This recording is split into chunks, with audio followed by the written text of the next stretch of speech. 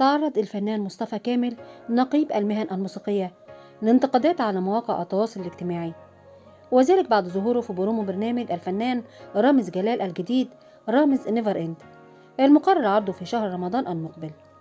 وانتقد المعلقون على ظهور مصطفى كامل في البرومو الذي تضمن فقرة ثابتة للسخرية من ضيوف البرنامج، معتبرين مشاركته تتعارض مع موقفه من الإسفاف في الفن.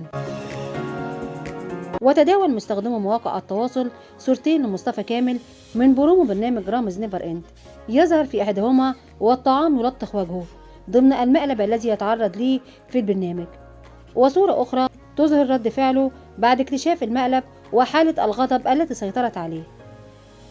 وكتب أحد مستخدمي تويتر معلقا على ظهور مصطفى كامل في البرنامج: الأستاذ نقيب الموسيقيين الوطني مصطفى كامل، محارب الإسفاف رقم 1 في مصر والعالم العربي، علشان كام ألف دولار قرر يهزأ نفسه بالشكل ده.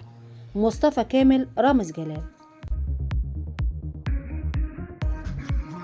يذكر أن برومو برنامج رامز نيفر إند عن انقسام المقلب هذا العام إلى مرحلتين: مرحلة تتم على الأرض داخل مطعم، حيث يتعرض ضيوف البرنامج لمضايقات مثل إلقاء أطباق الطعام على وجوههم، أما المرحلة الثانية فتتم على ارتفاع كبير من الأرض، ونشاهد فيها الضيوف داخل صالون كبير يتم تدويره بحيث يفقد الضيف توازنه ويبدأ في الارتطام بالجدران.